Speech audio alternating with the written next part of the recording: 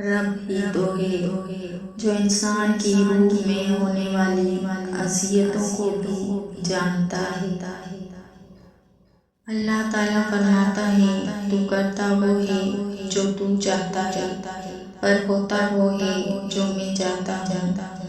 تو وہ کر جو میں چاہتا ہوں، پھر ہوگا وہ جو تو چاہتا ہے۔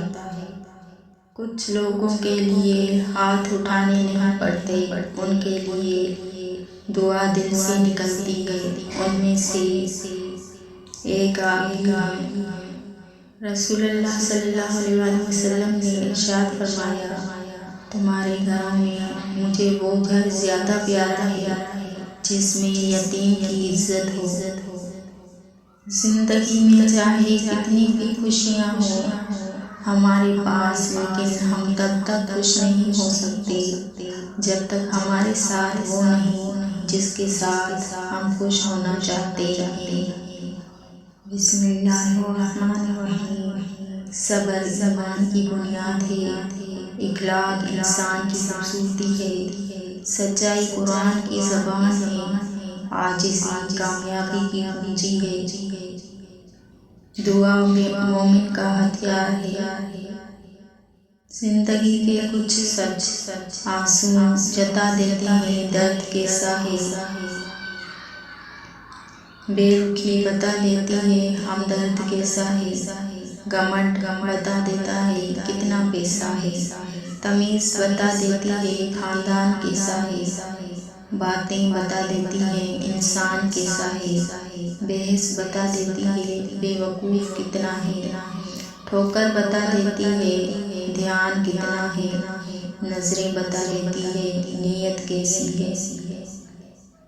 اللہ ہمیں عطا کرے وہ ایمان جس میں لذت ہو، وہ زبان جس میں تاثیر ہو، وہ آنکھ جس میں حیا ہو، وہ دل جس میں اللہ کا ڈر ہو، وہ سینہ جس میں قرآن ہو، وہ چال جس میں عاجزی ہو، وہ زندگی جس میں اسلام ہو، وہ قبر جس میں سکون ہو، اور جنت میں وہ مکان جو رسول اللہ صلی اللہ علیہ وسلم کے پڑوس میں ہو۔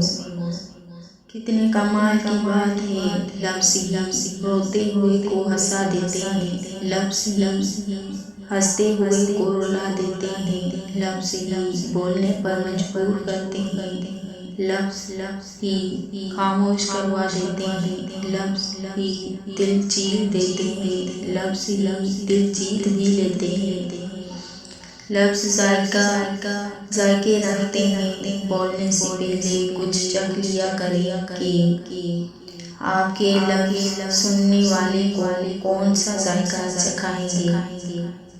زندگی بہت عجیب ہے، ہم کسی بھی چیز کے بغیر آتے ہیں، پھر ہم ہر چیز کے لیے لڑتے ہیں، پھر ہم ہر چیز چھوڑ کر بغیر کسی چیز کے رخصت ہو جاتے ہیں۔ آپ ساری دنیا جیت لو، جو مرضی کر لو، جتنی بھی دولت اکٹھی کر لو، آپ عروج کے جس مقام پہ بھی ہو، آپ دیکھو گے کہ بے شک ماں باپ کے بغیر زندگی کچھ بھی نہیں۔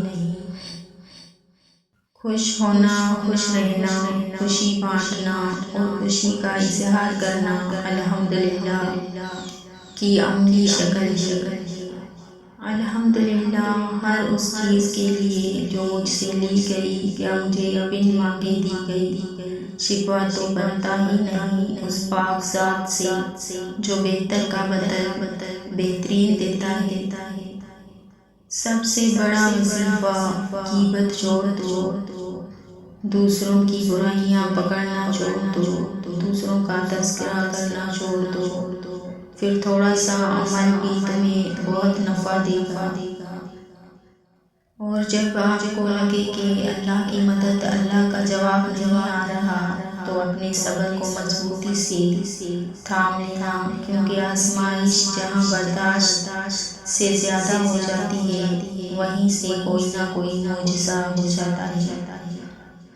اے اللہ، میں نے تجھے وہ فیصلے سونپے ہیں جن کی مسافتیں مجھے معلوم نہیں، وہ راستے جن کی منزلیں مجھے نظر نہیں آتی، وہ امیدیں جن کا جن کا گھر آنا محال لگتا ہے، وہ دعائیں جن کو قبولیت کا میں وقت نہیں جانتی، وہ نعمتیں جن کے حصول کے اسباب میسر نہیں، تو اپنی صفات کی برکت سے ان سب کو پورا کر دے، آمین۔ نیکیاں ہمیشہ الٹا گلے پڑ جاتی ہیں، آزما کر دیکھ لو، سب سے زیادہ زہر وہی اگلتے ہیں جس پر تم نے سب سے زیادہ احسان کیے ہوں گے۔ مجھے کھڑکیاں پسند ہیں، مجھے آسمان پسند ہے، مجھے دوستوں کی دعائیں پسند ہیں، مجھے وہ سب چیزیں پسند ہیں جو انسان کی زندگی میں روشنی لے آئیں۔ کچھ لوگوں کی عادت ہوتی ہے ہر بات میں طعنے مارنا، مذاق اڑانا یا خامی نکالنا۔ ایسے لوگوں کی باتوں سے پریشان مت ہو، یاد رکھیں بچھو کی فطرت میں ہمیشہ ڈنک مارنا ہوتا ہے۔ نبی اکرم صلی اللہ علیہ وسلم نے فرمایا کہ ماں کا حق ادا کرتے رہو، قسم ہے اللہ کی، اگر تم اپنا گوشت کاٹ کر اسے دے ڈالو جب بھی اس کا چوتھائی حق ادا نہ ہوگا۔ حضرت علی رض نے فرمایا، جب بھی فارغ وقت ملے اپنی ماں کے پاس جا کر بیٹھا کرو، کیونکہ ماں کے ساتھ گزرا ہوا وقت قیامت کے دن نجات کا باعث بنے گا۔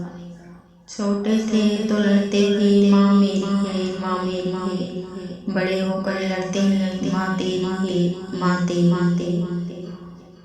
لبوں پر اس کے کبھی بددعا نہیں ہوتی، بس ایک ماں ہے جو کبھی خفا نہیں ہوتی۔ ماں موت سے نہیں ڈرتی، اسے مرتے وقت صرف یہ ڈر ہوتا ہے کہ اس دنیا میں اس کے بچوں کو اس جتنا پیار کوئی نہیں کرے گا۔ ماں باپ کے ہاتھوں کو پکڑ کر رکھو، کسی کے پیروں کو پکڑنے کی ضرورت نہیں پڑے گی۔ ماں باپ کی تکلیف کو نظر انداز مت کیجیے، یہ جب بچھڑ جاتے ہیں تو ریشم کے تکیے پر نیند نہیں آتی۔